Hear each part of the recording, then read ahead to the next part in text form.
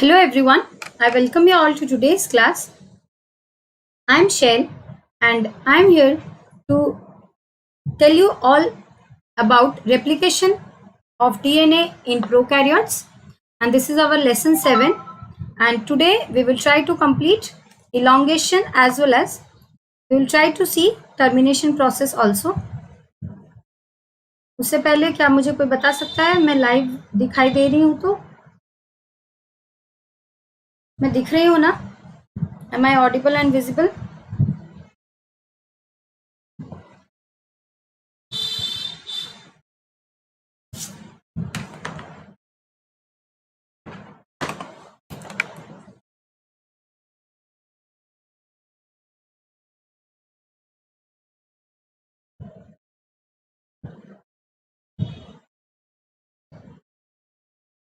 Yes, मैं शायद दिखाई दे रही हूँ. Okay, let's start. मैं शैल, आपकी educator CSI net life science category में, और आज के टॉपिक को शुरू करने से पहले हम देख लेते हैं कि अनअकैडमी पे प्राइस हाइक अलर्ट है. 1 जुलाई से प्राइजेस सारे हाइक होने वाले हैं. तो ये जो हाइक प्राइजेस हैं वो 1 मंथ का सेम रहेगा, 3 मंथ्स का सेम, लेकिन 6 मंथ्स का 11,250 से लेके 11,600 हो जाएगा, और 12 मंथ्स का 13,750 से लेके 14,500 हो जाएगा. तो आप ये प्राइस हाइक्स से बचना अगर चाहते हैं तो अभी सब्सक्रिप्शन ले लीजिए. आपको पता है अनअकैडमी की लर्नर्स ऐप है जो कि आपको प्ले स्टोर से मिल जाएगी, और ये ऐप को अगर आप डाउनलोड करेंगे और मेरा कोड यूज़ करेंगे शेल K10, तो आपके सारे फ्री प्रोडक्ट्स जो भी हैं वो सब अनलॉक हो जाएंगे. और ये फ्री प्रोडक्ट्स में आते हैं special classes and tests and quiz. तो आप ये सारी चीज़ें फ्री में वहाँ पे अवेलेबल है, आप इनको यूज़ कर सकते हैं अगर आपने मेरा कोड यूज़ किया शेल K10 और अनलॉक किया इन प्रोडक्ट्स को. तो उसके बाद आप जिस चैनल पे मुझे देख रहे हैं अनअकैडमी UGC CSI नेट, इस चैनल पे मैं हमेशा लाइव क्लासेस करती हूँ शाम को 7 बजे. तो आपको अगर YouTube पे सारे लेक्चर्स और स्पेशल क्लासेस के लेक्चर्स अच्छे लगते हैं तो आप सब्सक्रिप्शन ले सकते हैं. सब्सक्रिप्शन 2 तरह के हैं, plus and iconic. Plus subscription में आपको इंडिया के बेस्ट एजुकेटर्स से पढ़ने को मिलेगा, लाइव क्लासेस होंगे वो, उसमें आप अपने डाउट्स पूछ सकते हैं, और आपका जो सिलेबस होगा उसे स्ट्रक्चर्ड वे में कंप्लीट कराया जाएगा. नोट्स PDF के फॉर्मेट में मिलेंगे, और टेस्ट और क्विज आप और भी दे पाएंगे जो आपको फ्री प्रोडक्ट्स में अवेलेबल थे उनसे ज़्यादा आपको मिलेगा यहाँ पे देने के लिए. अनुराग मिश्रा, गुड इवनिंग बेटा. फिर जो आइकॉनिक है प्लस है, दोनों में स्टडी एक जैसी होती है, पढ़ाई दोनों में एक जैसी होती है.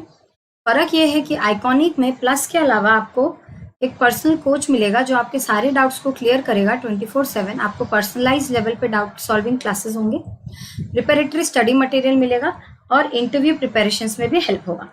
तो इस तरह से आपको बहुत सारे फायदे होंगे. अगर आपने आइकॉनिक लिया, आपने प्लस लिया, तो भी आपको बहुत सारे फायदे मिलने वाले हैं. तो अभी बहुत सारे बैचेस और बहुत सारे कोर्सेज स्टार्ट हो रहे हैं, आप किसी में भी ज्वाइन हो सकते हैं. ये इंडिया के बेस्ट एजुकेटर्स हैं जिनसे आपको पढ़ने को मिलेगा. आइकॉनिक के प्राइजेस यहाँ पे हैं, देखिए. 6 मंथ्स का है 18,000 टोटल, 3,000 पर मंथ. 12 मंथ्स का है 26,000 टोटल, 2,167 पर मंथ. 24 मंथ्स का है 45,000 टोटल एंड 1,875 पर मंथ. आप अगर मेरा कोड यूज़ करेंगे शेल K10, तो आप जब एग्जिट होंगे, चेकआउट करेंगे, तो आपको 10% ऑफ मिलेगा. प्लस आप EMI में भी पेमेंट कर सकते हैं जो कि नो कॉस्ट है, एक्स्ट्रा इंटरेस्ट नहीं लगेगा. देन प्लस के प्राइजेस यहाँ पे हैं. प्लस के प्राइजेस हैं 1 मंथ का है 2,900, 3 मंथ्स का है 6,250, 2,083 पर मंथ. 6 मंथ्स का है 11,250, 1,875 पर मंथ, और 12 मंथ्स का है 13,750, 1,146 पर मंथ. 24 मंथ्स का है 20,000 टोटल, 833 पर मंथ. यहाँ भी आप अगर मेरा कोड यूज़ करेंगे शेल K10, तो जब आप चेकआउट करेंगे आपको 10% ऑफ मिलेगा. और अगर आप 6 मंथ से अबव का सब्सक्रिप्शन लेते हैं तो आपको नो कॉस्ट EMI में आप पेमेंट कर सकते हैं. तो ये सारी बातें थी अनअकैडमी की. अब हम शुरू करते हैं. ये सारी चीज़ें अभी तक हम पढ़ चुके हैं. फ्रेडरिक ग्रिफिथ का हमने एक्सपेरिमेंट पढ़ा था, फिर हमने यहाँ पे हर्शे चेस का एक्सपेरिमेंट पढ़ा और इससे ये पता चला कि डीएनए ही जेनेटिक मटेरियल है। देन रेप्लिकेशन में हमें चाहिए होता है, एक सेल को चाहिए होता है डीएनटीपीज, वो हमने देखा डीएनटीपीज क्या है वो चेक किया, पढ़ा था हमने। फिर प्राइमर्स की ज़रूरत पड़ती है, ये देखा। फिर हमने देखा कि प्राइमर्स की रोल क्या है। प्राइमर का जो 3' OH एंड होता है ये अटैक करता है एक डीएनटीपी पे और फिर उसे एक डीएनएमपी में कन्वर्ट करता है और इस डीएनएमपी को वो फिर ग्रोइंग चेन में यहाँ पे अटैच करके जाता है एक एक करके। ये सब हम देख चुके हैं। देन हमने देखा था कि प्राइमर टेम्पलेट जंक्शन बनता है। ये एक प्राइमर टेम्पलेट जंक्शन है, देखिए ये प्राइमर है, ये पेरेंट स्ट्रैंड है डीएनए का which is acting as a template. ठीक है, अगर ये दोनों स्ट्रैंड्स होंगे डीएनए के तो ये दोनों वैसे तो पेरेंट स्ट्रैंड्स कहलाएंगे, लेकिन जब इनसे ही प्राइमर अटैच होके प्राइमर को इलोंगेट किया जाएगा और कॉम्प्लीमेंटारिटी रूल फॉलो करके प्राइमर को इलोंगेट करेंगे, मतलब अगर यहाँ पे देखिए G है, अगर यहाँ पे C है तो यहाँ पे फिर G आएगा, यहाँ G है तो यहाँ C आएगा, यहाँ T है तो यहाँ A आएगा, यहाँ C है तो यहाँ G आएगा। इस तरह से ये आगे बढ़ेगा। तो ये जो इलोंगेशन हो रहा है एक प्राइमर का, इसकी वजह से पेरेंट स्ट्रैंड की वजह से, तो उस पेरेंट स्ट्रैंड को तब टेम्पलेट कहा जाएगा। ठीक है, टेम्पलेट स्ट्रैंड। तो यहाँ पे एक प्राइमर टेम्पलेट जंक्शन मिलेगा आपको।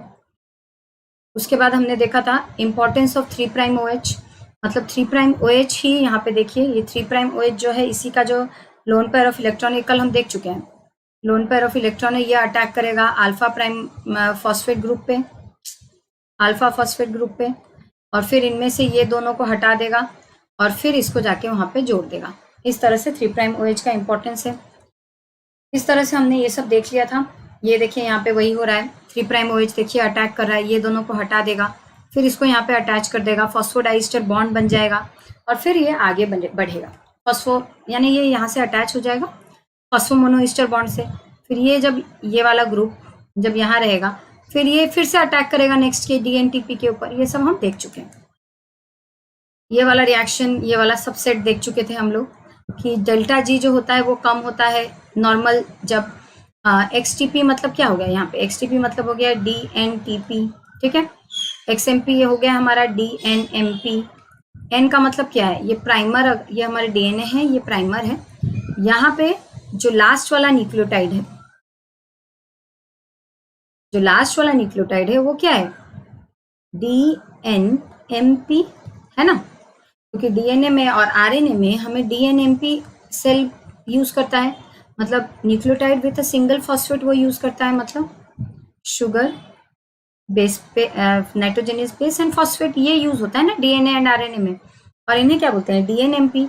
तो जब ये डीएनएमपी लास्ट वाला ही अटैक करेगा ना एक डीएनटीपी पे, तो ये देखिए एक्सएमपी का मतलब होता है डीएनएमपी, और ये एन इसलिए लिखा है क्योंकि कितने नंबर का है वो हमें नहीं पता, ना ही वो मैटर कर रहा है।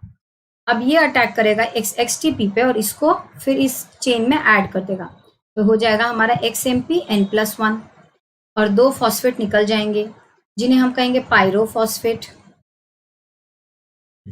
और ये जो रिएक्शन है इसका डेल्टा जी है -3.5 किलो कैलोरी पर मोल, और आपको पता है जितना डेल्टा जी होगा उतना ही रिएक्शन स्पॉन्टेनियस होगा, इजिली वो रिएक्शन कंटिन्यूज होगा, लेकिन इसका डेल्टा जी का वैल्यू कम है, उसके लिए और एनर्जी बाहर से चाहिए। तो फिर क्या करता है डीएनए सिंथेसिस के टाइम में हमारा से, वो जो ये पायरोफॉस्फेट है उसको 2 इनऑर्गेनिक फॉस्फेट्स में तोड़ दिया जाता है, इससे जो एनर्जी निकलता है वो इस डेल्टा जी में फिर से एड ऑन हो जाता है और डेल्टा जी हो जाता है -7 किलो कैलोरी पर मोल। और ये जो प्रोसेसिविटी, ये जो रिएक्शन है डीएनए सिंथेसिस का, ये बन जाता है स्पॉन्टेनियस। ये हम देख चुके हैं। उसके बाद कल हमने देखा था कि डीएनए पॉलीमरेज जो है वो enzyme, DNA polymerase enzyme in case of E coli major तो वैसे 3 हैं, DNA polymerase 1, DNA polymerase 2 and DNA polymerase 3, but एक टोटल में 5 हैं, मेजर 3 हैं जिनका रोल हम देखेंगे डीएनए रेप्लिकेशन में। तो ये जो डीएनए पॉलीमरेज 1, 2, 3 है, इसमें से 3 जो है that is our polymerizing enzyme. क्यों, ऐसा क्यों, और डीएनए पॉलीमरेज 1 और 2 क्या होते हैं, तो देख लेते हैं हम लोग। DNA polymerase 1 is used to remove primers, ठीक है। DNA polymerase 2 is used for DNA repair. So DNA polymerase 1 जो है वो सबसे बेस्ट एंजाइम है अगर देखा जाएगा तो। क्यों? डीएनए पॉलीमरेज 1 के पास प्रूफ रीडिंग एक्टिविटी भी है। वो क्या होता है अभी बताऊंगी। 5 प्राइम से 3 प्राइम एक्सोन्यूक्लियस एक्टिविटी भी है। क्या होता है अभी बताएंगे। देन 3 प्राइम से 5 प्राइम पॉलीमराइजेशन एक्टिविटी भी है। ये सबका क्या मतलब है, इसके लिए हमें अच्छे से पढ़ना होगा डीएनए पॉलीमरेज के बारे में। अब उसे हम डिटेल में जानते हैं। फिर ये वाला स्लाइड तो मैंने कल बताया था, इसी को फिर आगे बढ़ेंगे। यहाँ खाली है, यहाँ स्पेस में इस स्पेस को यूज करते हैं। उससे पहले वो वाला स्लाइड अगर है देख लेते हैं। ओके, खाली स्लाइड कोई सा यूज करते हैं। हाँ यहाँ, अच्छा ठीक है। चलिए, डीएनए पॉलीमरेज कितने तरह के हैं मैंने क्या बोला। In eukaryotes, sorry in E coli, ठीक है। E coli DNA polymerases are of 5 types but major they are of 3 types. What are they? DNA polymerase 1, DNA polymerase 2 and DNA polymerase 3, ठीक है। But DNA polymerase 3 is used. क्यों? Because पहले इसका answer कर लेते हैं। It has high processivity, मतलब ये हमारा टेम्पलेट स्ट्रैंड है, यहाँ प्राइमर है, ठीक है। इसका 3 प्राइम OH है और ये अटैक करेगा डीएनटीपी पे और फिर इसको यहाँ पे ऐड करेगा। इस तरह से ये प्रोसेस चलेगा। किसकी वजह से?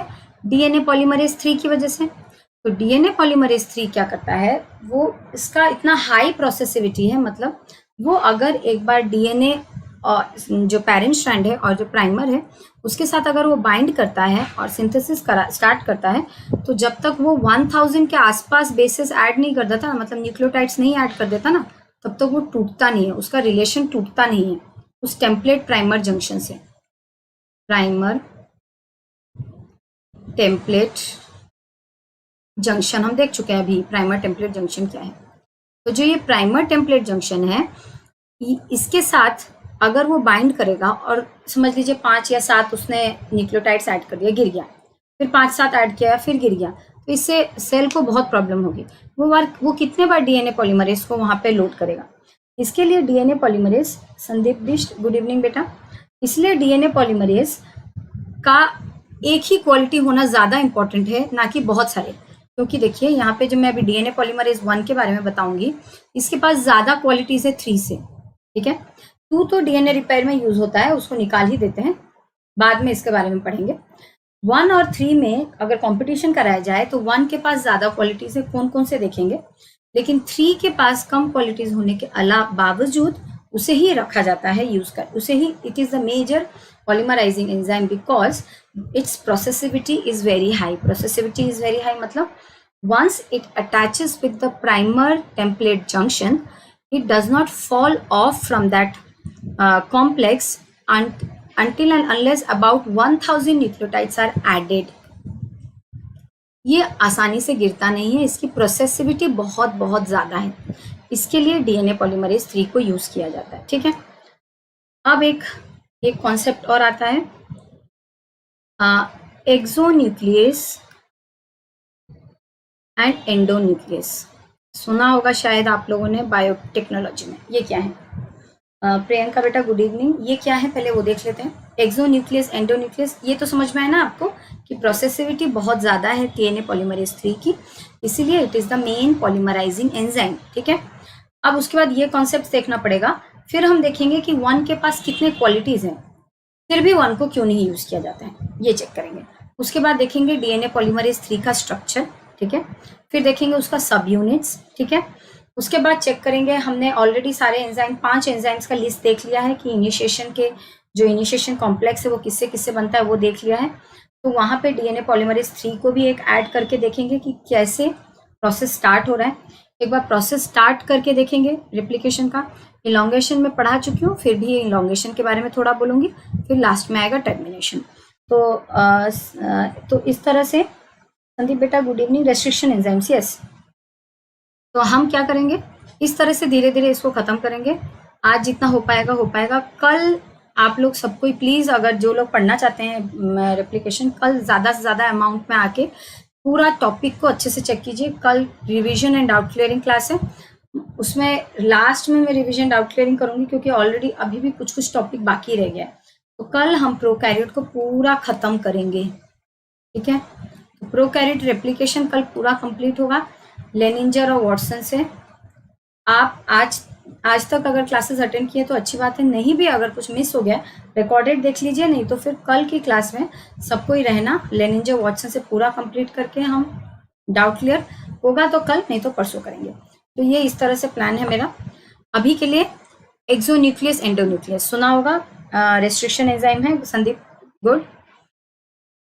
रेस्ट्रिक्शन एंजाइम्स या ये एक तरह के, ये जो है endonuclease exonuclease, these are nucleases, ठीक है।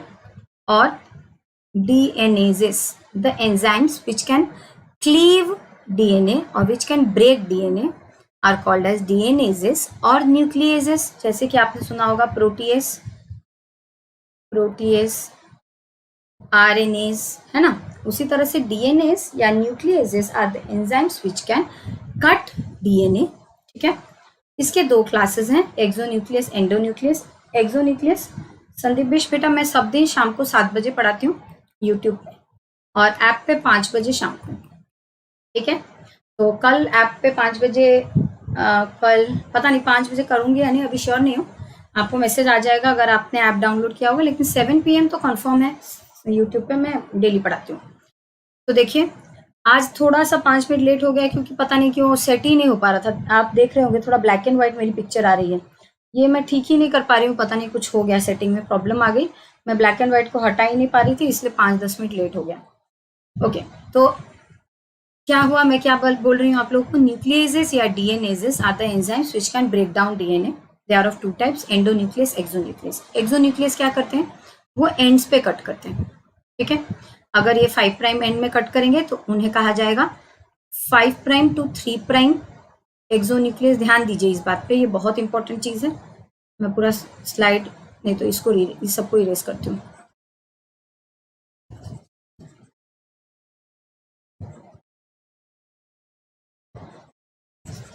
देखिए, ओके, अगर जो न्यूक्लिएजेस एंड्स में कट करते हैं डीएनए को, तो या तो वो 5 प्राइम एंड में कट करेंगे या तो 3 प्राइम एंड में कट करेंगे। अगर वो 5 प्राइम एंड में कट करेंगे तो उन्हें कहा जाएगा 5 प्राइम से 3 प्राइम एक्सोन्यूक्लियस, ठीक है। अगर वो 3 प्राइम में कट करके आगे बढ़ेंगे, मतलब जैसे यहाँ पे कट किए, यहाँ पे कट किए, समझ लीजिए यहाँ पे एक गलत न्यूक्लियोटाइड आ गया है। फॉर एग्जाम्पल समझ लीजिए पेरेंट स्ट्रैंड में टी था, यहाँ पे ए आना चाहिए था, यहाँ पे जी आ गया। तो ये एक्सोन्यूक्लियस क्या करेगा, आके इस जी को हटाएगा और इस जगह पे ए के लिए जगह बनाएगा, ठीक है।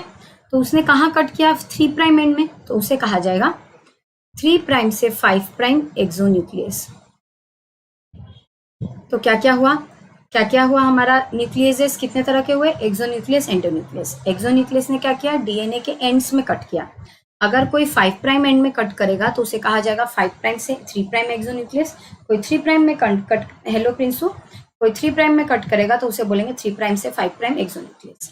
एंडोन्यूक्लियस क्या है, एंडोन्यूक्लियस बीच में कट करता है डीएनए के, मतलब वो कहीं पे भी, एक्चुअली उसका एक रेस्ट्रिक्शन या रिकॉग्निशन साइट होगा, मतलब वो पहचानेगा कि उसे कहाँ कट करना है। वो एग्जैक्टली एक पर्टिकुलर साइट होगा, वहीं पे कट करेगा, ऐसा नहीं कि कहीं भी कट कर दे। तो वो ऐसे इसको ऐसे दोनों तरफ से वो क्या करते हैं, समझ यहाँ पे करती हूँ, दोनों तरफ से वो डीएनए को इंस्पेक्ट करते हैं, जहां उनका साइट मिल जाता है वहीं पे वो कट कर देते हैं। तो उसे बोलते हैं हम एंडोन्यूक्लियसेस, ठीक है। तो न्यूक्लियसेस 2 तरह के हो गए, एक्सोन्यूक्लियसेस, एंडोन्यूक्लियसेस। और रेस्ट्रिक्शन एंजाइम्स जो होता है वो उन्हें कहा जाता है एंडोन्यूक्लियसेस। रेस्ट्रिक्शन एंजाइम या रेस्ट्रिक्शन एंडोन्यूक्लियस भी कहा जाता है, जो कि बायोटेक्नोलॉजी में बहुत यूज होता है। यहाँ पे हमें एक्सोन्यूक्लियस के बारे में जानना जरूरी है। एक्सोन्यूक्लियस क्या है आपको पता चल गया, एक्सोन्यूक्लियस क्या है और हम इन्हें क्यों पढ़ रहे हैं, इसलिए पढ़ रहे हैं कि डीएनए पॉलीमरेज जो होते हैं, डीएनए पॉलीमरेज बैक्टीरिया में जो होते हैं या यूकैरियोट में, वो 5 तरह के होते हैं। मेजर जो है वो 3 तरह के होते हैं, 1, 2 and 3। 3 is the major polymerising enzyme, इसे लिख लीजिए, ये सब आता है, polymerising enzyme, and it is having high processivity. Processivity का मीनिंग मैंने बताया कि जब तक वो 1000 के आसपास न्यूक्लियोटाइड ना ऐड कर ले वो उस कॉम्प्लेक्स से नहीं गिरता है, उसे बोलते हैं हाई प्रोसेसिविटी। तो हमारे डीएनए पॉलीमरेज 3 के पास है हाई प्रोसेसिविटी। ठीक है, अभी हमने पढ़ा एक्सोन्यूक्लियस क्या होता है और एंडोन्यूक्लियस क्या होता है। ठीक है, हाँ बेटा प्रिंसू, मैं वही बता रही हूँ। हम अभी पढ़ रहे हैं डीएनए पॉलीमरेज के बारे में, क्योंकि ऑलरेडी हमने इनिशिएशन कॉम्प्लेक्स क्या होता है, रेप्लिसोम, रेप्लिकेटर सब पढ़ चुका है। अभी हम पढ़ रहे हैं डीएनए पॉलीमरेज के बारे में। तो डीएनए पॉलीमरेज अभी प्रोकैरियोट का चल रहा है, तो प्रोकैरियोट में हम किसमें देखेंगे, बैक्टीरिया में देखेंगे। तो डीएनए पॉलीमरेज ई कोलाई में 5 टाइप्स के होते हैं। मेजर है 1, 2, 3। ठीक है, तो जो 3 है हमारा that is our polymerizing enzyme, मतलब जितना भी डीएनए सिंथेसिस होता है that is due to DNA polymerase 3। आप ये भी देख सकते हैं हर जगह पे इस तरह भी लिखा होता है। ठीक है, DNA polymerase 3 is used as the major polymerizing enzyme, but DNA polymerase 1 has more qualities than 3. कौन से क्वालिटीज देखेंगे, उसी के लिए एक्सोन्यूक्लियस एंडोन्यूक्लियस पढ़ा। तो 1 has more qualities than 3, therefore but then also 3 is used because 3 has the highest polymerizing highest processivity, that is अगर वो यहाँ पे ऐड हो गया, मतलब ये हमारा टेम्पलेट है, ये प्राइमर है, यहाँ पे अगर उसने सिंथेसिस स्टार्ट कर दिया तो इस प्राइमर और टेम्पलेट जंक्शन को वो क्या करेगा, टेम्पलेट को आगे बढ़ाएगा, सिंथेसिस करेगा। तो ये अगर बार बार गिरेगा तो सेल को बहुत प्रॉब्लम आएगी। ये उस कॉम्प्लेक्स को छोड़ के बार बार नहीं गिरता है, ये 1000 तक आसपास में रहता है अटैच्ड, जब तक 1000 के आसपास वो इसमें जोड़ ना दे नए न्यूक्लियोटाइड्स। तो इसी को बोलते हैं very high processivity. So DNA polymerase 3 has the highest processivity. Now, DNA polymerase 1, 2 and 3 have other qualities also. What are they? यहाँ पे लिख लेते हैं 1, 2 and 3. ठीक है, इसमें लिख लेते हैं highest processivity. ठीक है, एक्सोन्यूक्लियस मैंने अभी आपको बताया, एक्सोन्यूक्लियस वो एंजाइम्स हैं जो कि डीएनए को एंड में कट करते हैं। अगर ये हमारा टेम्पलेट है, ये प्राइमर है, ये प्राइमर आगे बढ़ रहा है, टेम्पलेट में ए अगर है, प्राइमर में गलती से सी आ गया तो डीएनए एक्सोन्यूक्लियस आएगा और वो ये हमारा टेम्पलेट है, टेम्पलेट का कितना कौन सा डायरेक्शन होगा, 3 प्राइम से 5 प्राइम, ये मैंने आपको सिखाया था। प्राइमर का क्या होगा, 5 प्राइम से 3 प्राइम, क्योंकि प्राइमर हमेशा 5 प्राइम से 3 प्राइम में ही लगते हैं, क्योंकि प्राइमर का 3 प्राइम पोजीशन हमें ज़रूरी है ज़्यादा, क्योंकि 3 प्राइम में OH होता है और ये वाला O न्यूक्लियोफाइल की तरह अटैक करेगा एक DNTP पे और उसे DNMP में कन्वर्ट कर देगा। मेरे रिकॉर्डेड वीडियोस में ये सब है, आप लोग चेक कर लेंगे जिन्हें नहीं आ रहा है। DNMP में कन्वर्ट करके यहाँ पे ऐड कर देगा। तो ये जो 3 प्राइम पोजीशन बहुत इंपॉर्टेंट है, अगर 3 प्राइम पोजीशन नहीं होगी तो आगे सिंथेसिस ही नहीं हो पाएगा। तो 3 प्राइम OH रहना बहुत ज़रूरी है, इसलिए प्राइमर हमेशा 5 प्राइम से 3 प्राइम में लगता है। प्राइमर अगर 5 प्राइम से 3 प्राइम में लगेगा तो टेम्पलेट स्ट्रैंड का डायरेक्शन क्या होगा, 3 प्राइम से 5 प्राइम। तो अगर ये 2 स्ट्रैंड है हमारे डीएनए के, यह है 5 प्राइम से 3 प्राइम, यह है 3 प्राइम से 5 प्राइम, तो प्राइमर यहाँ पे लगेगा ऊपर वाले में और नीचे वाले में यहाँ पे लगेगा। ठीक है, ये याद रखना, समझने के लिए तो बहुत आसान है, मैंने बता दिया, क्योंकि हमें 3 प्राइम OH की बहुत ज़रूरत है। 3 प्राइम मतलब क्या हो गया, वहाँ का जो शुगर है उसका OH फ्री है, इस OH के ऊपर लोन पेयर ऑफ इलेक्ट्रॉन है, यही एक DNTP को कन्वर्ट करेगा DNMP में, ये सब हम जानते हैं। ठीक है, इसके लिए प्राइमर का होना बहुत ज़रूरी है और प्राइमर का 3 प्राइम OH होना बहुत ज़रूरी है। ठीक है, अब समझ लीजिए ये प्राइमर को आगे बढ़ाया जा रहा है, यहाँ पे A है टेम्पलेट में, यहाँ पे गलती से उसने C लगा दिया, लेकिन यहाँ पे होना चाहिए था T, तब क्या होगा, तब प्रूफ रीडिंग एक्टिविटी होगी। अभी प्रोसेसिविटी वर्ड एक समझा, आप प्रूफ रीडिंग समझो आप लोग, प्रूफ रीडिंग एक्टिविटी होगी। प्रूफ रीडिंग एक्टिविटी का मतलब क्या होता है, प्रूफ रीडिंग मतलब होता है चेक करना कि कहीं कुछ गलती तो नहीं होगी। ये प्रूफ रीडिंग कौन करेगा, यहाँ से आएगा डीएनए पॉलीमरेज 1। ठीक है, वो देखेगा कि सब ठीक है या नहीं। अगर उसने देख लिया कि ए की जगह पे टी, ए के साथ में टी होना चाहिए लेकिन सी हो गया, वो इस सी को निकाल देगा। ठीक है, इसको बोलेंगे 3 प्राइम से 5 प्राइम एक्सोन्यूक्लियस एक्टिविटी, क्योंकि ये डीएनए पॉलीमरेज 1 ने क्या किया, 3 प्राइम में कट किया डीएनए के, क्योंकि 3 प्राइम में ही ये प्राइमर हो गया हमारा, ये हो गया 5 प्राइम, ये हो गया 3 प्राइम। मैं यहाँ पे बनाती हूँ, ये प्राइमर हो गया, ये 3 प्राइम है, सॉरी ये टेम्पलेट हो गया 3 प्राइम से 5 प्राइम, ये प्राइमर है 5 प्राइम से 3 प्राइम। अब यहाँ पे एक गलती है, यहाँ पे कट किया, इसको हटाया, तो इसको बोलेंगे 3 प्राइम से 5 प्राइम एक्सोन्यूक्लियस एक्टिविटी या प्रूफ रीडिंग। ठीक है, तो देखते हैं यहाँ पे डीएनए पॉलीमरेज 1 के पास ये कैपेबिलिटी है 3 प्राइम से 5 प्राइम एक्सोन्यूक्लियस। ठीक है, 2 के पास भी कैपेबिलिटी है 3 प्राइम से 5 प्राइम एक्सोन्यूक्लियस, 3 के पास भी ये कैपेबिलिटी है 3 प्राइम से 5 प्राइम एक्सोन्यूक्लियस, ये तीनों के पास है। ठीक है, इसका हाईएस्ट प्रोसेसिविटी है। ठीक है, और डीएनए पॉलीमरेज 3 सिंथेसिस कर रहा है, सिंथेसिस किस डायरेक्शन में कर रहा है, सिंथेसिस ये 3 प्राइम को आगे बढ़ा रहा है,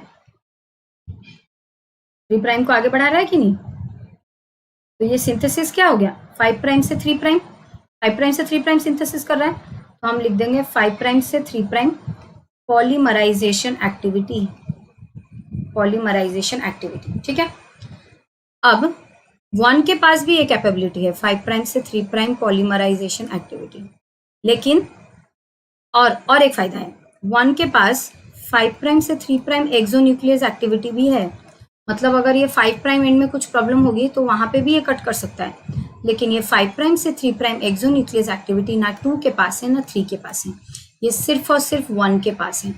फिर भी 1 यूज नहीं होता है, क्योंकि देखिए 1 और 3 में एक ही डिफरेंस है कि इसका प्रोसेसिविटी हाई है, लेकिन इसकी जगह पे इसके पास 5 प्राइम से 3 प्राइम एक्सोन्यूक्लियस भी है, लेकिन फिर भी इसको यूज नहीं करते हैं क्योंकि इसकी प्रोसेसिविटी वेरी लो है,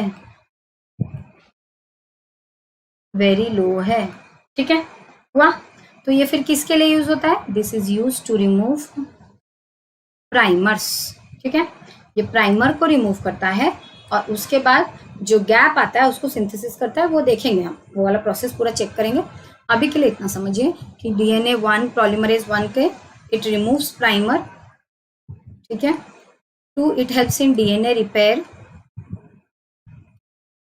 3 it helps in polymerization activity, that is it has 5 prime to 3 prime polymerization activity, it has the highest processivity, it has proofreading activity, proofreading किसको बोलते हैं 3 prime से 5 prime exonuclease activity को, तो it has 3 prime to 5 prime exonuclease और process proofreading activity, it also has 3 prime to 5 prime exonuclease of proofreading activity, this one also has, but 5 prime to 3 prime exonuclease activity is only found in DNA polymerase 1, but it has very low processivity, because of which it is not used as the major polymerization enzyme.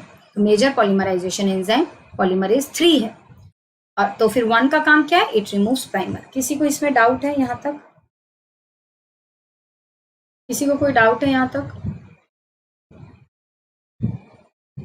किसी को कोई doubt है? कल की class आज बहुत important होने वाली है, आप लोग कल की क्लास कभी भी मिस करने का कोशिश मत कीजिए। बहुत कल सब कुछ अभी तक जो भी पढ़ाया गया है सबको प्लेस में रख के पूरा कहानी बताया जाएगा। क्लियर है ना सबको यहाँ तक?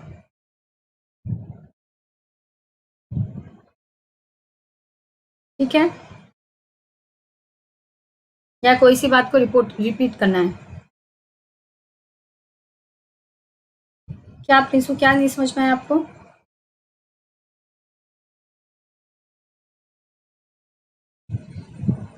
सब क्लियर है ना? चलिए आगे बढ़ते हैं। तो 3 प्राइम से 5 प्राइम एक्सोन्यूक्लियस एक्टिविटी, 5 प्राइम से 3 प्राइम एक्सोन्यूक्लियस एक्टिविटी, 5 प्राइम से 3 प्राइम पॉलीमराइजेशन एक्टिविटी। ठीक है, ये सारी चीजें आपको देखनी है। 5 प्राइम से 3 प्राइम से 5 प्राइम वाला मैंने रखा है स्लाइड, देख लेते हैं एक बार, अगर होगा तो क्लियर हो जाएगा वो वाली बात भी। नहीं है शायद, ओके कोई बात नहीं, चलिए ठीक, इतना हो गया डीएनए पॉलीमरेज के बारे में। अब डीएनए, एक खाली स्लाइड यहाँ पे लेते हैं। अब डीएनए पॉलीमरेज 3 जो है, it is a hollow enzyme. मतलब हॉलो एंजाइम मतलब एक ऐसा एंजाइम जिसको बहुत सारे सब यूनिट्स हैं जिसमें, और इन सब यूनिट्स के जो मिलके ही ये काम कर पाता है। Because of the sub units only it works. तो डीएनए पॉलीमरेज 3 जो है इसके 3 पार्ट्स हैं। अब हमारा डीएनए पॉलीमरेज 3 हमारा हो गया, thank you everyone for responding. DNA polymerase 3 हो गया हमारा हीरोइन या हीरो। अब इसके बारे में बात करते हैं।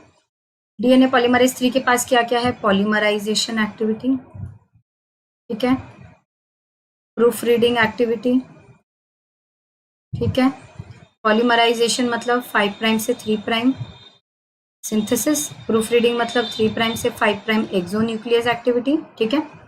उसके बाद इसके बहुत सारे सब यूनिट्स हैं।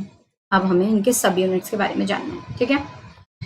फिर मैं बताऊंगी हॉलो एंजाइम का मतलब और एक बार। तो सब यूनिट्स में सबसे पहले आता है कोर एंजाइम, मतलब एक्चुअली में वो पार्ट डीएनए पॉलीमरेज 3 का जो कि सिंथेसिस कर रहा है, कोर एंजाइम, ठीक है।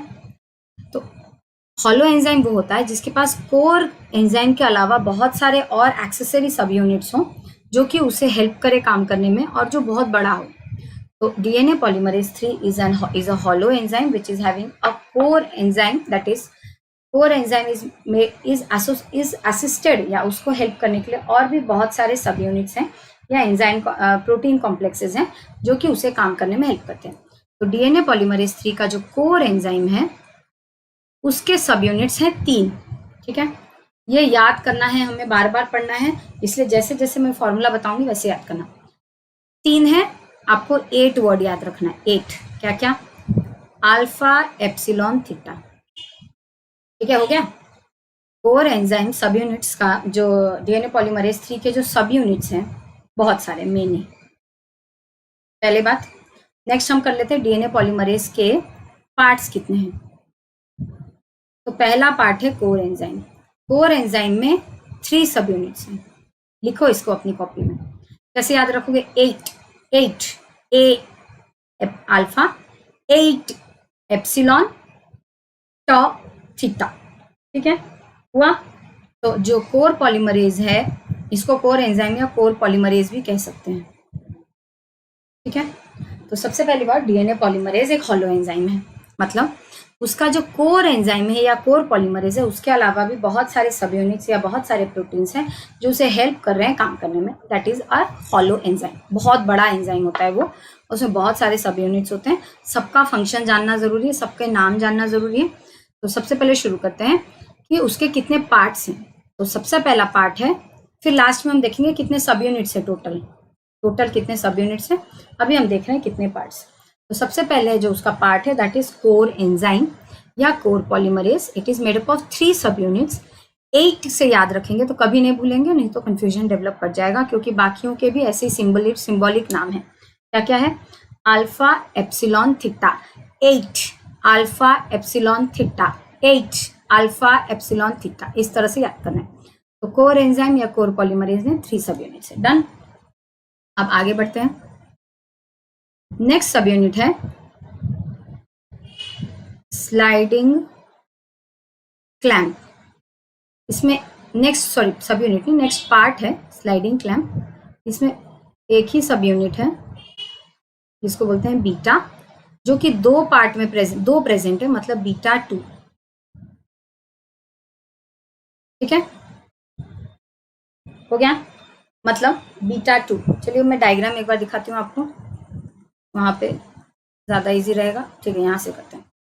चलिए, core DNA polymerase 3 parts. First, core enzyme या कोर पॉलीमरेज, 3 सब यूनिट्स, अल्फा एप्सिलॉन थीटा। देखिए यहाँ पे ये रहा कोर अल्फा एप्सिलॉन थीटा, ये वाला पार्ट है हमारा कोर। यही एक्चुअली में सिंथेसिस कर रहा है। इसके अलावा देखिए यहाँ पे कितनी सारी चीजें हैं। ये एक है, ये एक है, ये एक है, ये सब है, क्या क्या सब है। ये सारे सब यूनिट्स हैं या प्रोटीन कॉम्प्लेक्सेस हैं जो इसे काम करने में हेल्प करते हैं। इस वजह से ये एक हॉलो एंजाइम कहलाता है। ठीक है, तो सबसे पहले तो हो गया हमारा कोर। अब आगे बढ़ते हैं। सेकंड क्या मैंने बोला, स्लाइडिंग क्लैंप। देखिए स्लाइडिंग क्लैंप क्या है, यहाँ विजुलाइज करने में इजी होगा, इसलिए यहाँ पे आगे हम लोग। सेकेंड पार्ट क्या है, स्लाइडिंग क्लैंप। सब पता चलेगा धीरे धीरे, बहुत अच्छा लगेगा जब पता चलेगा। It is made up of one subunit in two, मतलब उसके 2 कॉपीज हैं, 2 कॉपीज इज इक्वल टू β2 या β2 स्लाइडिंग क्लैंप भी बोलते हैं ये, β2 स्लाइडिंग क्लैंप ये, ठीक है। एक्चुअली में क्या होता है, ये हमारा डीएनए है, ठीक है। ये जो β2 स्लाइडिंग क्लैंप है ये क्या है पता है, इस तरह से 2 बीटा के सब यूनिट्स होते हैं जो कि लॉक्ड फॉर्म में ऐसे प्रेजेंट होते हैं। इनको एटीपी चाहिए होता है, एनर्जी चाहिए होता है स्लाइडिंग क्लैंप को, जो कि नहीं, इसे नहीं एक्चुअली। अच्छा ठीक है, अभी के लिए एटीपी के बारे में बाद में बात करेंगे, थोड़ी देर बाद पिक्चर देखेंगे। तो अभी के लिए इतना समझिए कि ये जो स्लाइडिंग क्लैंप है वो ऐसा रहता है, ऐसा दो उसके पार्ट्स है, β2, ये β1 ये β2, मतलब 2 बीटा है, 2 बीटा, दोनों बीटा है। ये ना हमारे डीएनए के ऊपर इस तरह से चढ़ते हैं और फिर क्लैंप की तरह बंद हो जाते हैं। जब हमारा डीएनए है उसके ऊपर दोनों स्लाइड बीटा क्लैंप ऐसे उसमें लॉक हो जाएंगे, बीच में डीएनए होगा, ये ब्लैक वाला मेरा डीएनए है, और इसमें जाके वो दोनों क्लैंप लॉक होंगे और उनके ऊपर हमारा कोर पॉलीमरेज होगा। और कोर पॉलीमरेज वहां होने की वजह से कोर पॉलीमरेज आसानी से स्लाइड करके जा पाएंगे डीएनए के ऊपर। तो डीएनए पॉलीमरेज को, उसका जो कोर पॉलीमरेज है उसको स्लाइड करके लेके जाना है, बहुत सारा काम है, सब सिंथेसिस करना है।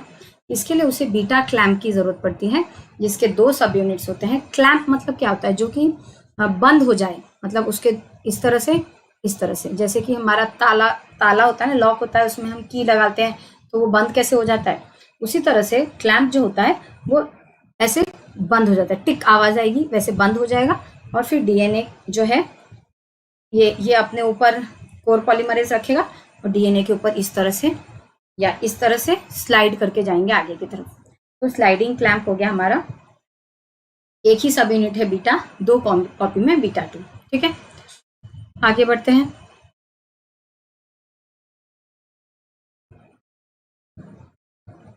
चलिए अब नेक्स्ट है clamp loader. Clamp loader sliding clamp से ज्यादा इंपॉर्टेंट है, क्योंकि क्लैंप लोडर क्या करता है, ये क्लैंप को डीएनए के ऊपर लोड करता है। ये हमारा क्लैंप लोडर है, यहाँ पे ये हमारा क्लैंप लोडर है, देखिए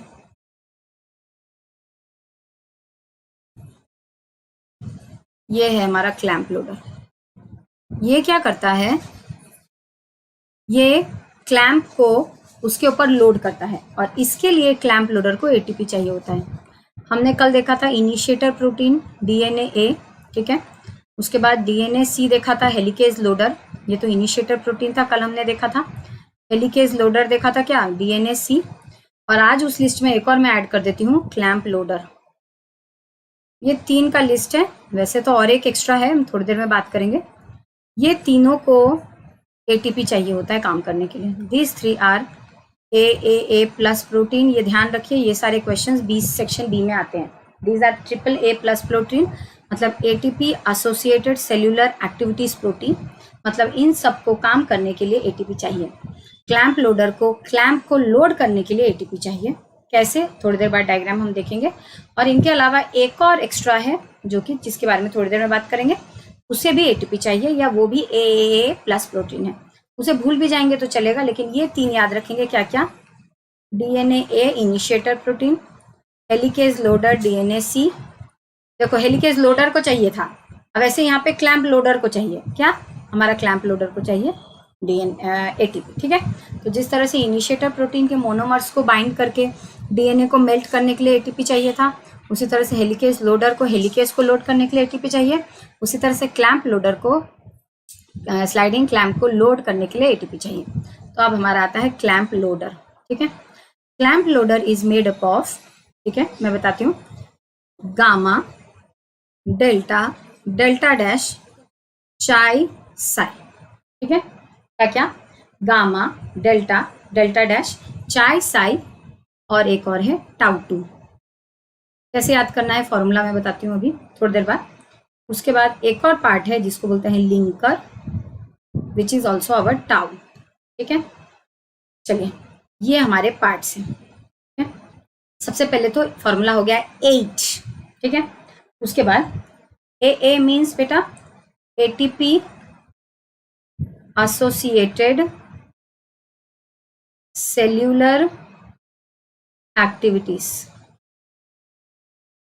एटीपी का ए, एसोसिएटेड का ए, एक्टिविटीज का ए, मतलब ये सारे प्रोटीन्स जो हैं इन्हें एटीपी चाहिए होता है, इसलिए इन्हें कहा जाता है ए प्रोटीन्स, क्योंकि ये एटीपी एसोसिएटेड सेल्यूलर एक्टिविटीज दिखाते हैं ये, इसलिए इन्हें कहा जाता है ए प्लस प्रोटीन्स, क्योंकि जो भी एक्टिविटीज ये दिखाते हैं वो सब एटीपी पे डिपेंडेंट है। ठीक है, चलिए अब इन्हें तरीका कैसे याद करना है मैं वो दिखा देती हूँ आपको। पहले इसको इरेज कर देती हूँ, चलेगा, रहने दीजिए। चलिए यहाँ आगे बढ़ते हैं। ठीक है, कोर एंजाइम क्या है, कैसे याद करेंगे, 8 अल्फा एप्सिलॉन थीटा, इतना याद हो गया। अच्छा, जब भी हम फिजिक्स में रेस के बारे में पढ़ते थे हम क्या बोलते थे, alpha, beta, gamma, delta, epsilon, इस तरह से पढ़ते थे। अल्फा, बीटा, गामा इस तरह से, मतलब अल्फा, ए, बी, गामा, डेल्टा इस तरह से पढ़ते थे। ठीक है, तो वही यहाँ पे हमको याद रखना पड़ेगा। यहाँ पे चला गया 8 अल्फा एप्सिलॉन थीटा। अच्छा, अल्फा यहाँ है तो बीटा यहाँ है, बीटा, अल्फा, बीटा, गामा और डेल्टा। चलो बाकी सारी चीजें छोड़ दो, इतना याद रखो, अल्फा, बीटा, गामा, डेल्टा। ऐसे हम पढ़ते थे ना जब फिजिक्स में हम पढ़ते थे रेस के बारे में, अल्फा रे, बीटा रे, गामा रे, डेल्टा रे। तो इस तरह से इस एक को याद कर लो, अल्फा, बीटा, गामा, डेल्टा, तो याद हो जाएगा। तो यहाँ पे अल्फा एप्सिलॉन थीटा 8 हो गया हमारा core polymerase, beta sliding clamp हो गया, बीटा अल्फा था यहाँ पे बीटा हो गया। ठीक है, अब हमारा गामा है और डेल्टा है वो यहाँ पे आ गया, गामा, डेल्टा, डेल्टा डैश हो गया। अब उसके बाद देखो ये मैंने क्या कर दिया, चाई, साई नहीं, मैंने गामा बना दिया, एक सेकेंड, ये वाला गलत है जी। हाँ, उसके बाद 2 सब यूनिट्स और हैं, एक तो बोलते हैं चाई, एक को बोलते हैं साई। फिर से गलत कर दिया, साई। कैसे याद करोगे, चाय को एक्चुअली काई बोलते हैं, काई, काई, CHI, ऐसे एक्स शेप में होता है, और साई हो गया इस तरह से। ठीक है, तो काई को काई बोलते हैं, लेकिन मैं चाय इसलिए बोल रही हूँ, पीने वाला चाय, और साई याद हो जाएगा। तो चाय, साई। ठीक है, उसके बाद टाउ 2। ठीक है, ऐसे याद करो। तो कोर एंजाइम्स क्या क्या हो गया, alpha epsilon theta. Sliding clamp क्या हो गया, एक ही सब यूनिट है, 2 कॉपी में है, beta 2। Clamp loader is a multi सब यूनिट कॉम्प्लेक्स, उसमें देखिए क्या क्या है। सबसे पहले तो अल्फा चला गया ऊपर हमारा कोर पॉलीमरेज में, बीटा चला गया स्लाइडिंग क्लैंप में, अल्फा, बीटा, फिर गामा और डेल्टा 2 बाकी है, वो आ गया हमारा क्लैंप लोडर में। तो यहाँ पे देखिए गामा है, फिर डेल्टा है, डेल्टा डैश है, फिर टाउ है, चाई, साई यहाँ पे दिखाया नहीं गया है लेकिन होता है। ठीक है, यहाँ दिखाया नहीं गया। फिर ये देखो लिंकर है, टाउ, ये लिंकर ने ये जो क्लैंप लोडर कॉम्प्लेक्स है उसके साथ में कोर पॉलीमरेज को लिंक किया है, और ये हमारा बीटा क्लैंप है, स्लाइडिंग क्लैंप, जिसके ऊपर वो उड़ के जाएंगे। अब मैं पूरा आपको दिखाती हूँ कैसे ये उड़ के जाते हैं। ठीक है,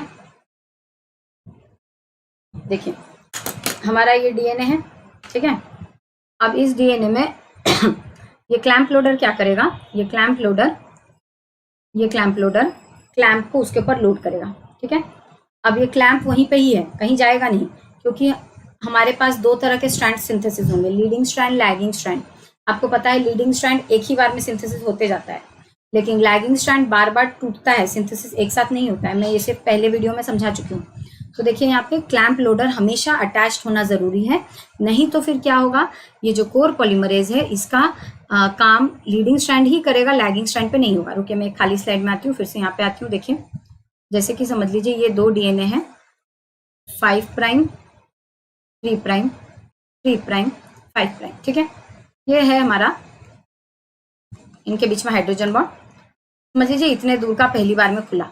ठीक है, तो कैसे ड्रॉ करेंगे, हो गया ये, हुआ ये 5 प्राइम, 3 प्राइम, 3 प्राइम, 5 प्राइम। ठीक है, अब पॉलीमरेज प्राइमर कहाँ लगेगा, यहाँ लगेगा, है ना, और यहाँ पे कहाँ लगेगा, 3 प्राइम ये है, यहाँ पे लगेगा। है ना। अब मैं इसको सिंथेसिस करा देती हूँ। अब देखिए हमारा क्या था, कोर पॉली क्लैंप लोडर, समझ लीजिए यहाँ पे एक क्लैंप लोडर है, ठीक है। ये क्लैंप लोडर क्लैंप के साथ अटैच्ड है, ये क्लैंप है हमारा। इसने क्या किया, इस क्लैंप को इसके ऊपर लोड किया, ठीक है। मैं पहले बता देती हूँ फिर ड्रॉ करूंगी। इसके ऊपर लोड किया और इसके ऊपर लोड किया, दोनों जगह पे एक एक क्लैंप लोड किया, ठीक है। अब देखिए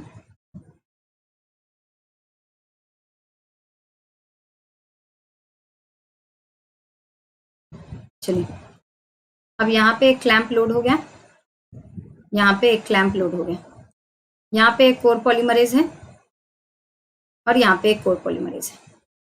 अब ये क्लैंप करेगा कोर पॉलीमरेज को, ऐसे स्लाइड करके लेके जाएगा। इसकी सिंथेसिस तो आराम से होगी, क्यों, जितना दूर तक खुला है उतने बार में एक बार सिंथेसिस हो गई। लेकिन इस प्राइमर से तो इस डायरेक्शन में सिंथेसिस होगा। उसके बाद क्या होगा, ये सारा चीज गिर जाएगा, मतलब ये कोर पॉलीमरेज गिर जाएगा और फिर से ये स्लाइडिंग क्लैंप जो है, यहाँ पे जो स्लाइडिंग क्लैंप बनाया था वो खाली हो जाएगा। अब नेक्स्ट टर्न के लिए वेट करेंगे सिंथेसिस के लिए, फिर डीएनए खुलेगा। यहाँ पे हमारा प्राइमर था, ये है हमारा स्लाइडिंग क्लैंप, ये है हमारा कोर पॉलीमरेज, यहाँ पे है क्लैंप लोडर, ये अटैच्ड है इसके साथ में। ये सिंथेसिस यहाँ फिर कंटिन्यू किया, क्योंकि इतना ही दूर खुला था पहले, फिर इतना खुला, वो कंटिन्यू करेगा। लेकिन यहाँ पे पहला प्राइमर था, ये है 5 प्राइम से 3 प्राइम, नहीं ये है 3 प्राइम से 5 प्राइम। ये पहला प्राइमर था, इसके साथ में सिंथेसिस हो गई, सब गिर गया। अब फिर यहाँ पे खुला, इतना दूर और खुला, तो यहाँ पे नया प्राइमर लगेगा, फिर यहाँ पे सिंथेसिस होगी, है ना।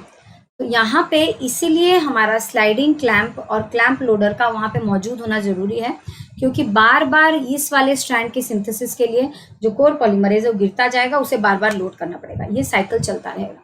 इसलिए इसका होना यहाँ पे इस पूरे सब यूनिट का होना जरूरी है। नहीं तो क्या होता है, स्लाइडिंग क्लैंप आता, क्लैंप लोडर को क्लैंप लोडर आता, एक साथ में क्लैंप और दोनों पे लोड कर देता, कोर पॉलीमरेज लोड कर देता, चला जाता, फिर अपना सिंथेसिस कर रहे हैं, सब चल रहा है। लेकिन प्रॉब्लम यही है कि जो लीडिंग स्ट्रैंड होता है उसका सिंथेसिस कंटिन्यूअस होता है, जो लैगिंग स्ट्रैंड होता है उसका कंटिन्यूअस नहीं होता है। लैगिंग स्ट्रैंड के लिए क्लैंप लोडर का वहाँ पे होना ज़रूरी है, ताकि वो हर बार जब भी मशीन गिर जाए फिर से स्लाइडिंग क्लैंप को लोड करे, फिर से उसके ऊपर कोर पॉलीमरेज को चढ़ा दे। ठीक है, आया समझ में। देखिए यहाँ पे अल्फा एप्सिलॉन थीटा, ये क्या हो गया हमारा कोर पॉलीमरेज, ठीक है। अल्फा एप्सिलॉन थीटा, फिर क्या होगा बीटा, बीटा हो गया हमारा स्लाइडिंग क्लैंप, अल्फा बीटा चला गया, फिर आएगा गामा डेल्टा, ठीक है। ये हो गया हमारा गामा डेल्टा, डेल्टा डैश चाई साई, और ये हो गया हमारा टाउ। ये सारे सब यूनिट्स हैं। और उसके बाद देखिए यहाँ पे अल्फा एप्सिलॉन थीटा, ये सारे सब यूनिट्स अगर हैं तो ये काम कैसे करेंगे, एक डायग्राम में देख लेते हैं। ये देखिए, ये क्लैंप लोडर, ये सब देखेंगे धीरे धीरे, पहले ये वाला क्लियर कर लेते हैं। यहाँ पे देखिए, अगर अभी तक सब समझ में आए हैं तो ये डिफिकल्ट डायग्राम एक बार मैं समझाने की कोशिश करती हूँ। इस पेन से करूँ, रेडी पेन से करती हूँ। चलिए जल्दी पहले मैसेज कर दीजिए सबको समझ में आया यहाँ तक, किसी को कोई प्रॉब्लम तो नहीं है, फटाफट फटाफट।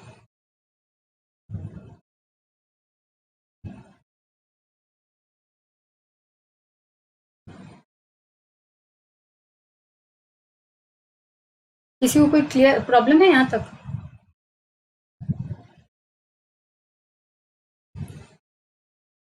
क्लियर है ना सबको यहाँ तक?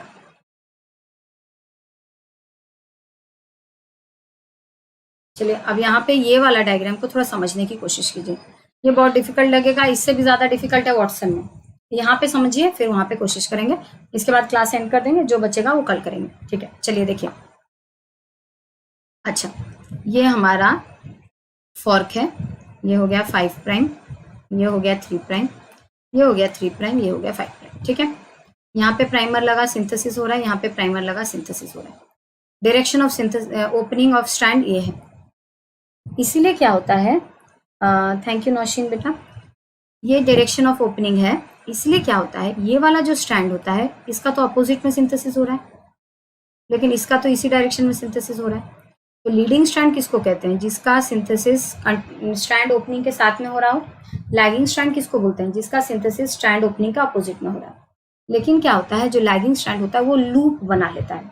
यहाँ पे देखिए, देखिए यहाँ पे, ये देखिए, ये हमारा लीडिंग स्ट्रैंड है, ये हो गया हमारा डायरेक्शन ऑफ ओपनिंग, ये है लैगिंग स्ट्रैंड। ठीक है, अगर इसको सिंपल ऐसे रखते तो डायरेक्शन ऑफ ओपनिंग ये है, इसमें सिंथेसिस यहाँ होगा, इसमें सिंथेसिस ऐसा होगा, इसको एक लूप बना दिया जाएगा। कैसे? ऐसा वाला लूप। ठीक है, ऐसा वाला लूप होने से क्या होगा, देखिए मैं फिर से बनाती हूँ।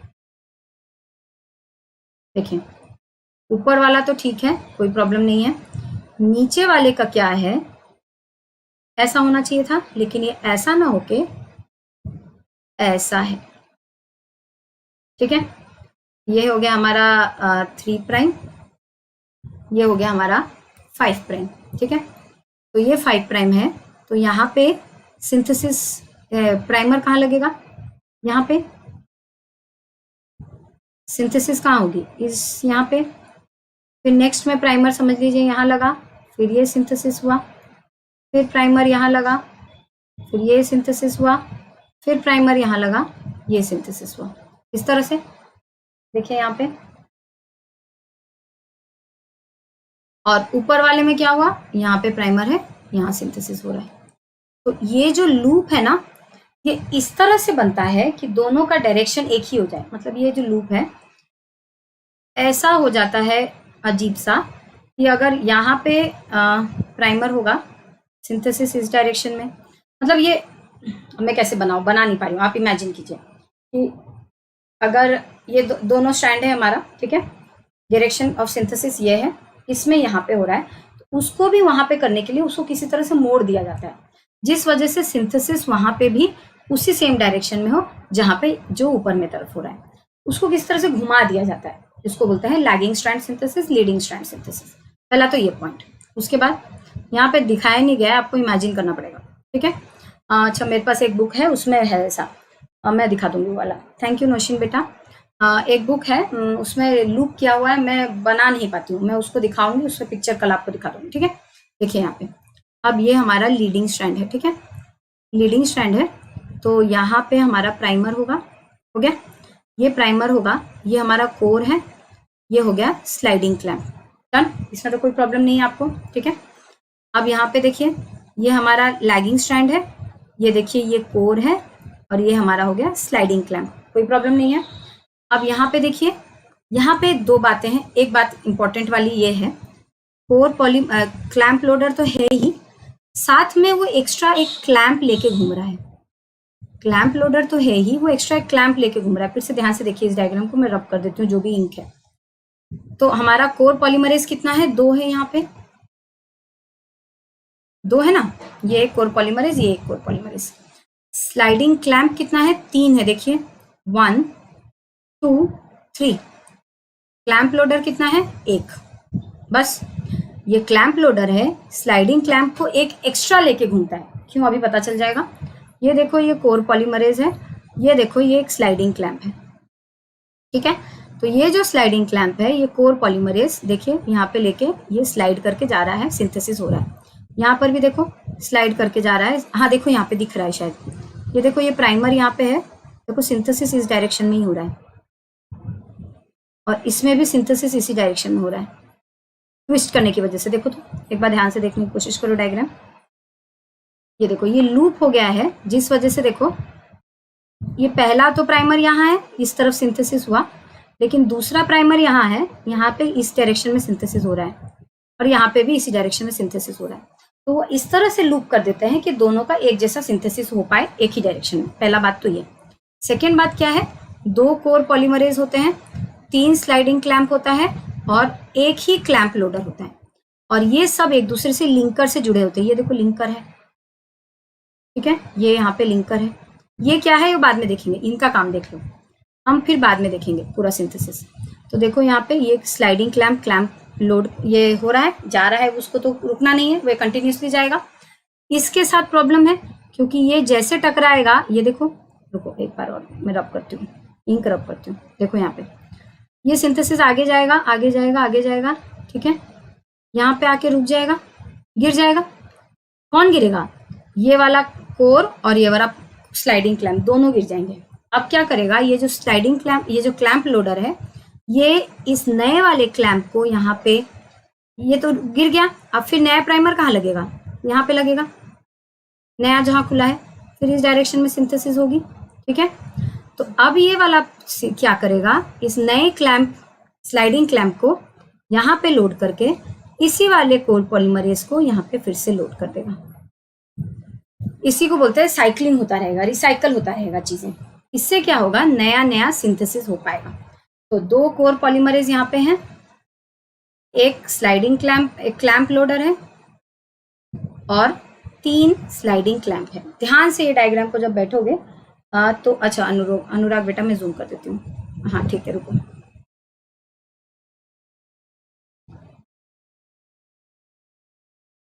देखो यहाँ पे अब मेरा ये वाला हाथ दिख रहा है ना, मूविंग हैंड दिख रहा है ना, ये मूविंग हैंड दिख रहा है ना। देखो यहाँ पे ये है हमारा, ये तो हो गया, जूम हो गया। मैं पेन कैसे यूज करूँ, ये यूज करती हूँ। अच्छा मेरा कर्सर दिख रहा है, ये सेम ही है। देखो यहाँ पे ये है हमारा प्राइमर, ये ग्रीन वाला प्राइमर है, ये सिंथेसिस हो रहा है। ठीक है, यहाँ पे देखो ये प्राइमर है, ये सिंथेसिस देखो कहाँ हो रहा है। तो डायरेक्शन ऑफ सिंथेसिस यहाँ है, ये डायरेक्शन ऑफ सिंथेसिस है। लूप करने की वजह से, देखो लूप करने की वजह से क्या हो गया, इसका भी सिंथेसिस इसी डायरेक्शन में हो गया, यहाँ देखो एरो, इसका भी सिंथेसिस इस डायरेक्शन में हो गया, यहाँ देखो एरो। ठीक है, अब ये देखो ये एक स्लाइडिंग क्लैंप है जो एक कोर को लेके यहाँ पे जा रहा है, ये तो कंटिन्यूसली जाएगा, ये तो गिरेगा नहीं। लेकिन यहाँ देखो, यहाँ पे एक स्लाइडिंग क्लैंप है और कोर पॉलीमरेज है जो कि इससे सिंथेसिस शुरू किया। ठीक है, आगे बढ़ेगा बढ़ेगा बढ़ेगा बढ़ेगा बढ़ेगा, कहाँ तक जाएगा, यहाँ तक, फिर ये दोनों ही गिर जाएंगे। अब क्या होगा, ये जो क्लैंप लोडर है ये नए क्लैंप को कहाँ पे लगाएगा, नेक्स्ट प्राइमर। नेक्स्ट प्राइमर कहाँ होगा, यहाँ पे, यहाँ पे, यहाँ पे नेक्स्ट प्राइमर यहाँ पे होगा। तो फिर ये क्या करेगा, इस क्लैंप को यहाँ पे लोड करेगा और इस कोर पॉलीमरेज को फिर से उसके ऊपर चढ़ा देगा और फिर वो सिंथेसिस हो के यहाँ तक आएगा और वो फिर गिर जाएगा। देखो हुआ, यहाँ तक हुआ, आगे बढ़ाओ।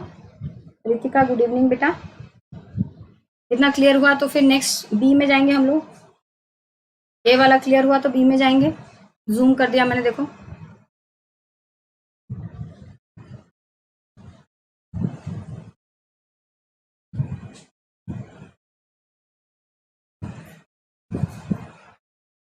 ठीक है, बी को करते हैं जूम। ए ठीक है ना,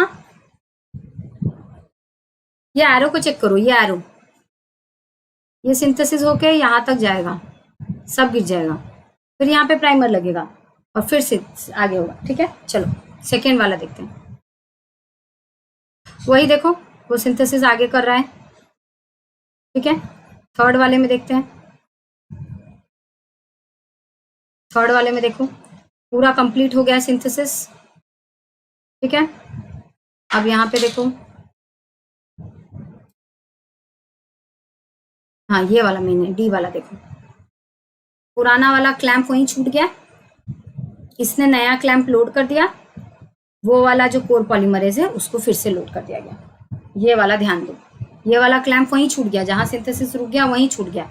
अब ये कोर पॉलीमरेज तो यहाँ पे लिंकर से अटैच्ड है, ये दोनों वहां से हट गए, ये कोर पॉलीमरेज और क्लैंप वहां से हट गए, क्लैंप वहीं रह गया और कोर को फिर से ये जो क्लैंप लोडर है इसने नया क्लैंप लगाया, कोर को उसके ऊपर चढ़ा दिया, फिर से वो स्लाइड करके आगे जाएगा वहीं तक जहां तक पुराना वाला, मतलब जहां तक जरूरी है। अब देखो फिर यहाँ पे नया प्राइमर है, ये देखो नया प्राइमर है, फिर ये सिंथेसिस करेगा कहाँ तक, यहाँ तक, फिर इसी तरह से कहानी चलती रहेगी। जहां पे भी नया प्राइमर आएगा वहां तक वो रुकेगा। रुको मैं इसको एग्जिट कैसे करते हैं,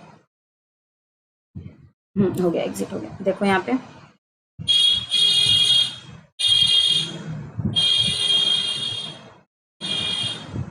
क्या हो रहा है, अच्छा आप मेरे पीछे हो जा रहा है वो, अच्छा रुको रुको, अब ठीक है। ये वाला मेन डायग्राम है, हमें चेक करना है। ये वाला देखो मेन है, जो मैंने बोला वही बात यहाँ पे है। क्लैंप वहां पे रह गया, क्लैंप वहां पे रह गया, ये क्लैंप लोडर है, इसने नया क्लैंप डाल दिया और ये कोर पॉलीमरेज जो कि उस पे से गिरा था उस वक्त, उसे फिर से नए पे चढ़ा दिया।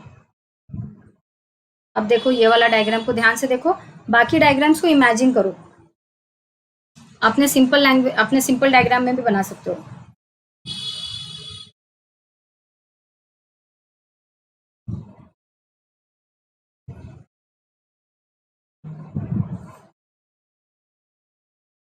चेक करो यहाँ पे देखो, ये रहा पुराना वाला क्लैंप, इस पे से उतर गया ये, इसने नया चढ़ाया इसके ऊपर, फिर ये आ जाएगा। इसीलिए ये एक एक्स्ट्रा लेके घूमता है, फिर ये रिसाइकल होगा, ये वहीं पे रह नहीं जाएगा, फिर ये रिसाइकल होगा, फिर इसके पास एक एक्स्ट्रा रहेगा ताकि नया सिंथेसिस हो सके बार बार जहां पे जरूरत हो। ठीक है, इसको हम सिंपल अपने हाथ से भी बना सकते हैं। आप अगर नहीं भी हाथ से बनाना चाह रहे हैं तो इमेजिन कीजिए बस कि किस तरह से लीडिंग स्ट्रैंड में कंटिन्यूसली होगा, लैगिंग स्ट्रैंड में गिरता रहेगा, बस वही। और बस ये याद रखिए वो लूप हो जाता है। लूप होने से क्या होता है, दोनों का एक ही साथ में डायरेक्शन होता है, वो किसी तरह से उसको ऐसे घुमा दिया जाता है कि अगर लीडिंग का भी इस तरफ होगा तो लैगिंग का भी इस तरफ होगा। ठीक है, डन, सबको समझ में आया? यहां तक सबको समझ में आया? ठीक है, अभी भी बेटा बहुत कुछ है, ऐसा मत सोचो कि सब क्लियर हो गया, अभी बहुत कुछ बाकी है, हम वो भी देखेंगे, सब देखेंगे। यहाँ पे देखो कितना बढ़िया दिया हुआ है, देखो यहाँ पे, ये देखो बीटा क्लैंप है ना, ये क्लैंप लोडर है, इसको एटीपी चाहिए। देखो जैसे एटीपी मिलेगा कि ये क्लैंप खुल जाएगा, खुल गया यहाँ पे, उसने देखो डीएनए के अंदर घुस गया और एटीपी कन्वर्ट हो गया एडीपी में, क्लैंप लोडर हट गया, क्लैंप को अंदर घुसे रहने दिया, अब क्लैंप कोर पॉलीमरेज को अपने ऊपर चढ़ा के घुमाएगा। ये वाला डायग्राम को देखो एक बार, मैं इसको जूम कर देती हूँ। थैंक यू नौशीन बेटा। देखो यहाँ, देखो यहाँ, ये देखो ये क्लैंप है, एटीपी चाहिए। मैंने आपको बताया था कि क्या क्या एंजाइम्स हैं, A triple A plus, DNA A, DNA C, clamp helicase loader, clamp loader, DNA A B C, ये सब कल फिर से मैं रिवाइज करा दूंगी, डोंट वरी। तो ये देखो ये जो बीटा क्लैंप है उसको एटीपी चाहिए तो वो खुलेगा, सॉरी स्लाइडिंग क्लैंप लोडर जो है उसको एटीपी चाहिए। देखो एटीपी चाहिए, एनर्जी मिली, ये क्या किया इसने, ये इसके साथ, ये क्लैंप लोडर था, इसके साथ जो क्लैंप कनेक्टेड था वो ऐसे बंद था, वो खुला एटीपी की वजह से खुला।